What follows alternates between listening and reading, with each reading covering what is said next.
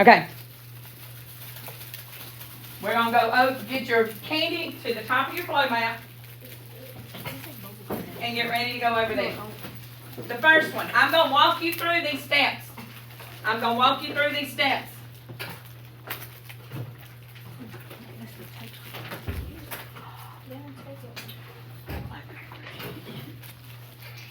All right. -7, you got a sheet of notebook paper that you are writing these on.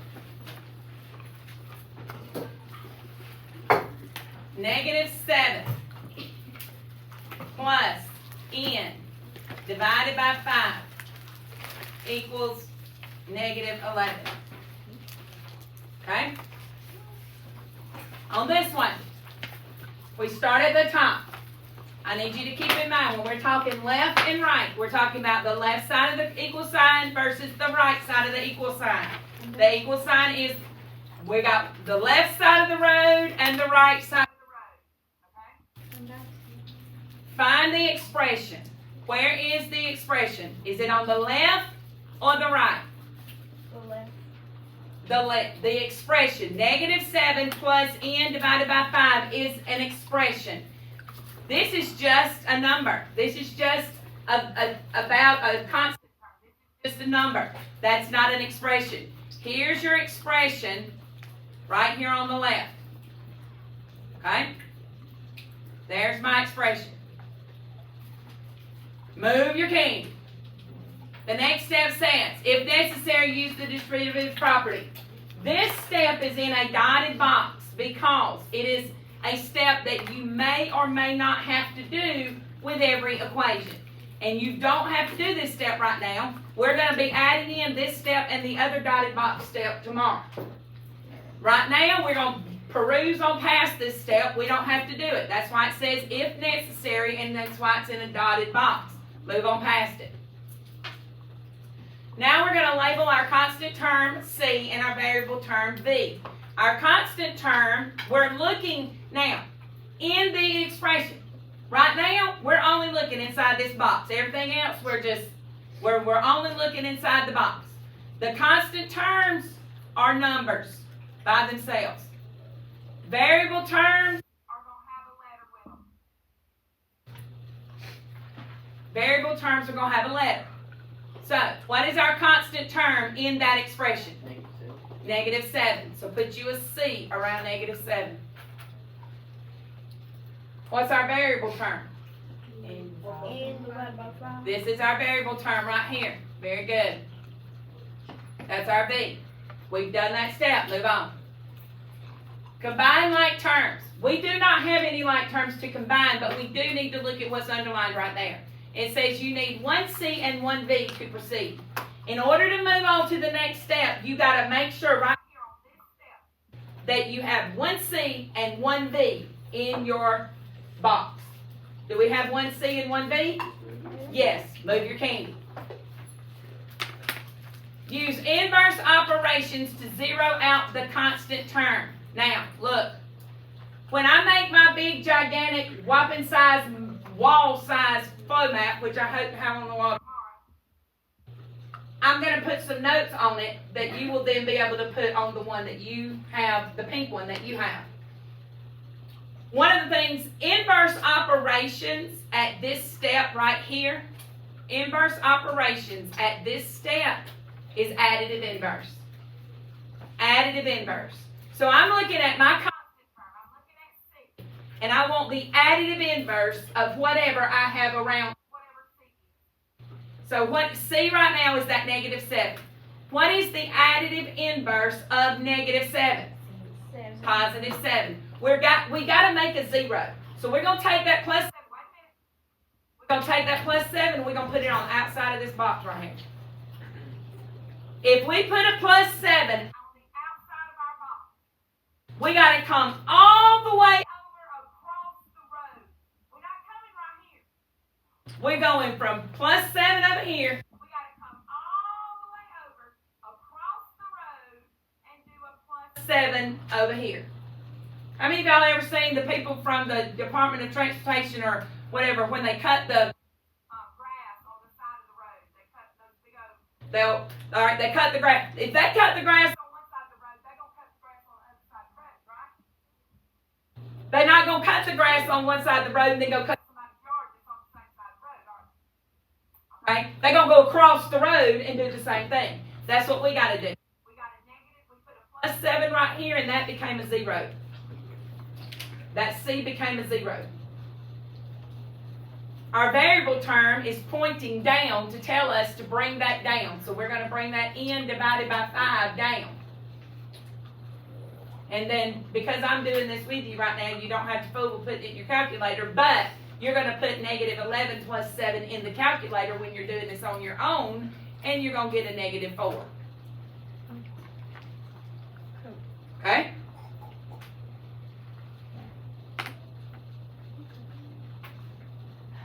Now, now move your candy. Now we're going to use inverse operations to undo and balance the variable term. That is multiplicative inverse. This is additive inverse. This is multiplicative inverse. Okay? This is additive inverse on this step right here. You don't have to write this down, but I'm just putting it up here.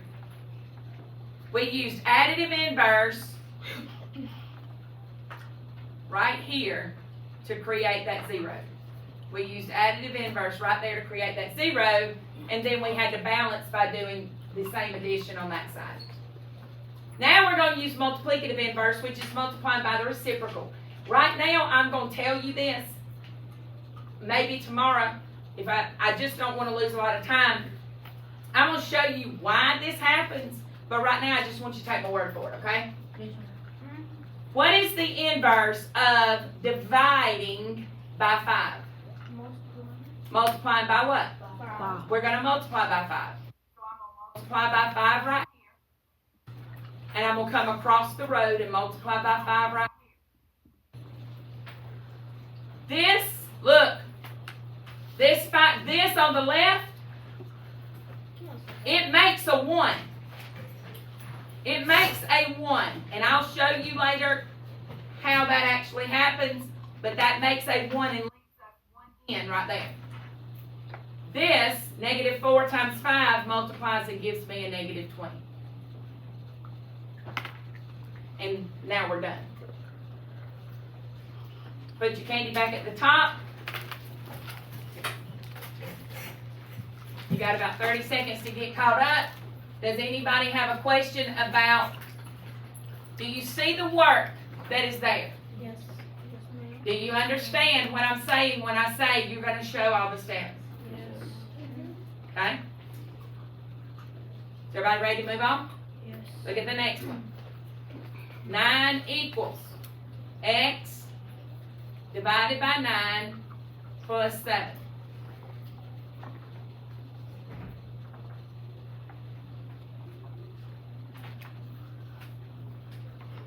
Where is my expression? The right. Here's my expression right here. Box off that expression. Because we're only working in that box at the moment. Move your candy. Do I have any distributive property? No, I do not. Move your candy. Label your variable terms and your constant terms. And IZA, what's my constant term?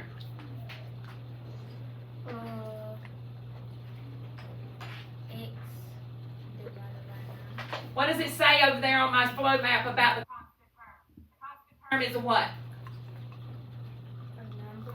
A number. 7. 7 is my constant term. You need to make sure you include that sign with it. Variable is C goes around the 7. What is my variable term, Coda? X divided by 9 is my variable term. Very good. Move your candy.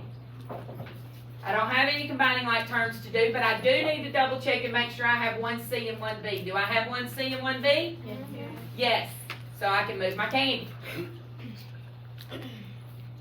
We're right here. Inverse operations to zero out the constant term.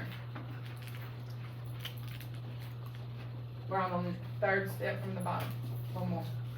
Alright? So I've got to use I've got to use additive inverse to zero out the C. Now, when you get to doing this by yourself, you're going to think, oh my gosh, I don't remember what I did first. Do I do the C or the B? Think alphabetical order. You're going to go in alphabetical order. So I'm going to do the C first. We'll take care of the C first. How do I make that C a 0?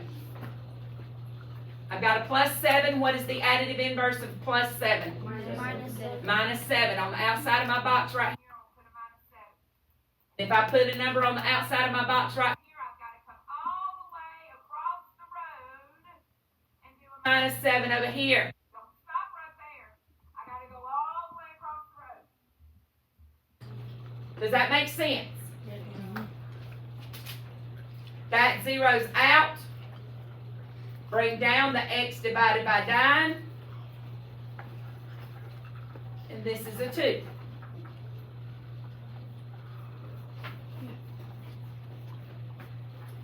Now, this is x divided by 9. What is the multiplicative inverse, or what is the inverse of dividing by 9? Multiplying by 9. It seems that y'all prefer the dot. I always draw it with parentheses. You're going to see me do this. I'm going to put a 9 right there and a 9 right there. I show my multiplication with a parentheses. You can use the dot. I don't mind you using the dot. But you're going to see me doing a parentheses just because it's habit. And I don't want to have to think. That 9 divide, that and 9 times 2 is 18. That is all the steps right there for that equation.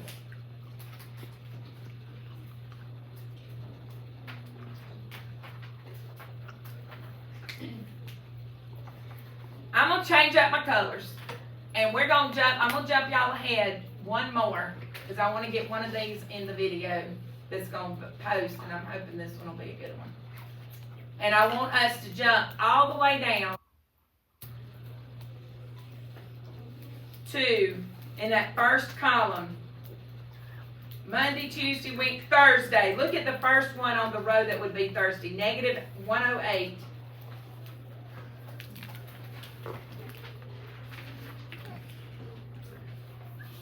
Equals 5n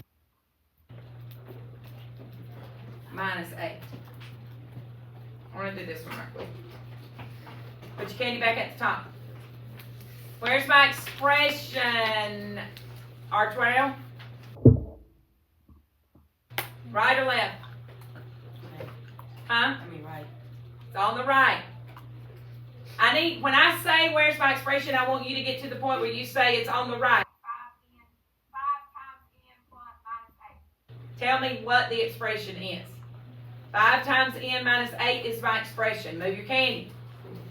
We have no distributive property yet. We'll do that tomorrow. Move your candy. Kaiser, what's my constant term? Constant. 8. What? 8. What? 8. Try it again.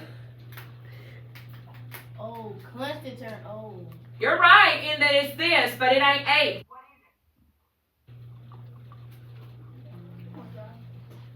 Negative 8. It's a negative 8. Negative. That is a negative 8. If I wrote it as addition, it would be 5n plus the negative 8, right? But we're not going to write it with 2 signs. We're just going to leave it with 1 sign and know that that minus sign is that minus sign can be the negative that goes with that 8, because when I do the additive inverse, when I add the opposite, it's going to be a plus the negative 8.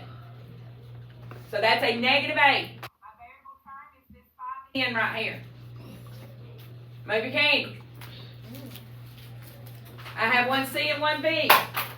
Yes or no? Yes. Move your candy. Now I've got to zero out the constant term. The constant term is negative 8. What is the inverse of negative 8? Plus 8. Plus 8 goes on the outside of my box right here. I got to come all the way across the road and do a plus 8 right there. This becomes a 0. This V tells us to bring down my 5n. And this, when I put it in the calculator, is going to give me a negative 100.